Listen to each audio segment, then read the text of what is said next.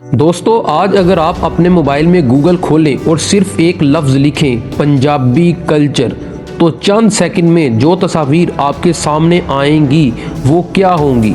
एक शख्स जिसने पगड़ी बांधी हुई है, लंबी दाढ़ी, हाथ में कृपान, और ये तस्वीर सीधा जाकर जुड़ती है सिखिज़्म से। अब ज़रा रुक कर सोचें, क्या वाकई पंजाबी कल्चर सिर्फ यही है? क्या पंजाब की पूरी तारीख सिर्फ एक ही मज़हब के गिर्द घूमती है, या फिर हम एक ऐसी तस्वीर देख रहे हैं जो मुकम्मल सच नहीं? आज की इस वीडियो में हम सिर्फ तारीख नहीं सुनेंगे, बल्कि एक ऐसा सफ़र करेंगे जो हमें हज़ारों साल पीछे ले जाएगा, और आखिर में आप खुद फैसला करेंगे कि हकीकत क्या है। कहानी शुरू होती है आज से हज़ारों साल पहले, जब ना पाकिस्तान था, ना भारत, ना कोई सरहद, ना कोई नक्शा। ये ज़मीन जिसे आज हम पंजाब कहते हैं, इसे उस वक़्त स्पाटा सिंधु कहा जाता था, यानी 7 दरियाओं की सरजमीन। ये दरिया सिर्फ पानी नहीं थे, ये ज़िंदगी थे, तहजीब थे, और इन्हीं के किनारे इंसानों ने अपने पहले ख्वाब बसाए। उस वक़्त जहाँ जो लोग आबाद थे, उनका मज़हब क्या था? वो था हिंदू मत, ख़ास तौर पर वैदिक दौर का हिंदू मत। लोग सुबह उठकर देवताओं का नाम लेते, आग के गिर्द बैठकर मंत्र पढ़ते। ज़िंदगी का हर पहलू मज़हब से जुड़ा हुआ था। यही वो वक़्त था जब पंजाब में सबसे बड़ा और गालिब मज़हब हिंदू मत था। फिर वक्त ने एक और करवट ली। इसी सरजमीन पर एक अजीम तहजीब ने जन्म लिया, जिसे आज हम इंडस वैली कहते हैं, जिसमें मोहनजोदड़ो, हड़प्पा, मुनज़्ज़म शहरी ज़िंदगी, सीधी सड़कें, नक्काशी आपका निज़ाम। लेकिन यहाँ एक अजीब बात थी। यहाँ हमें कोई वाज़िया मज़हब नज़र नहीं आता, ना बड़े मंदिर, ना कोई वाज़िया मजहबी किताब, बल्कि ऐसा लगता है कि लोग फितरत के करीब थे।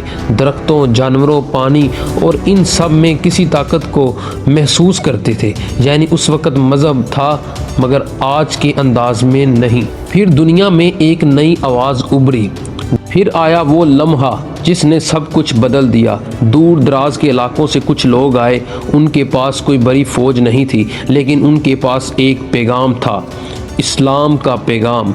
ये पैगाम सिर्फ अल्फाज से नहीं था, बल्कि किरदार में था, इखलाक में था और मोहब्बत में था। फिर इस सरजमीन पर कुछ ऐसी हस्तियां आईं जिन्होंने लोगों के दिल जीत लिए, जैसे हज़रत दाता गंज बख्श रहमतुल्लाह अलैह और बाबा बुल्ले शाह रहमतुल्लाह अलैह। इन्होंने ना तलवार उठाई, ना ज़ोर ज़बरदस्ती की, बल्कि लोगों को मोहब्बत से बताया कि इंसानियत क्या है, खुदा क्या है। और आहिस्ता आहिस्ता लोग बदलने लगे, दिल बदलने लगे। और फिर एक वक़्त ऐसा आया जब पंजाब में इस्लाम सबसे बड़ा और गालिब मज़हब बन गया। और यही वो हकीकत है जिसे आज अक्सर लोग भूल जाते हैं कि जब आगे चलकर सिखिज़्म वजूद में आया, उससे पहले ही पंजाब में मुसलमान बड़ी तादाद में मौजूद थे। फिर 15वीं सदी में एक और मज़हब ने जन्म लिया, गुरु नानक, सिख मज़हब के बानी। उन्होंने एक ऐसा पैगाम दिया जो इंसानियत, सच्चाई और इंसाफ पर मबनी था। और यूं नए एक मज़हब का आगाज़ हो गया, यानी सिख मज़हब।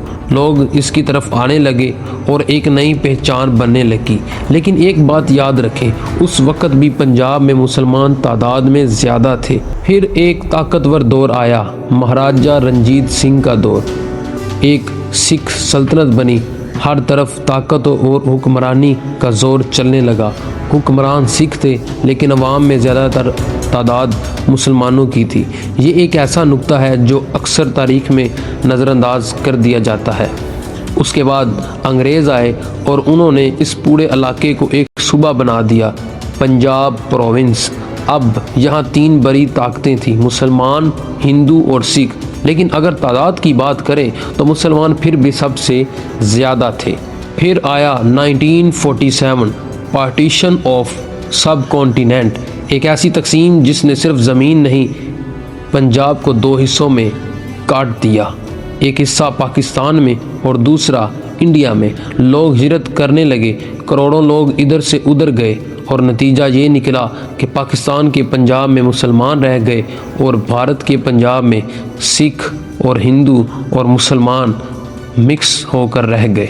और अब हम वापस आते हैं आज के दौर में, آج جب آپ گوگل پر پنجابی کلچر سرچ کرتے ہیں تو آپ کو زیادہ تر سکھ کلچر کیوں نظر آتا ہے؟ کیوں پگڑی دھاری اور سکھ شناخت کو ہی پنجاب کا کلچر سمجھ لیا گیا ہے؟ اس کی چند وجوہات ہیں۔ نمبر 1، بھارت کا پنجاب عالمی میڈیا میں زیادہ نمایاں ہے۔ نمبر 2، سکھوں کی ایک واضح اور منفرد شناخت ہے۔ نمبر 3، فلمیں، میڈیا اور انٹرنیٹ۔ لیکن حقیقت اس سے کہیں بڑی ہے۔ پنجاب صرف ایک مذہب کا نام نہیں، یہ ہزاروں سال کی تاریخ ہے، جہاں ہندو مت بھی رہا، بدھ مت بھی، اسلام بھی اور سکھ مذہب بھی۔ اور اگر ہم صرف ایک تصویر کو دیکھ کر پوری تاریخ کا فیصلہ کریں تو ہم حقیقت کا صرف ایک چھوٹا سا حصہ دیکھ رہے ہیں۔ مختصر یہ کہ پنجاب کا کلچر وہ نہیں جو سکھ ازم میں دکھایا جاتا ہے، بلکہ اس خطے کا نام پنجاب رکھنا ہی مسلمانوں کا کارنامہ تھا۔ تو یہاں پر مسلمان سب سے پہلے آباد تھے۔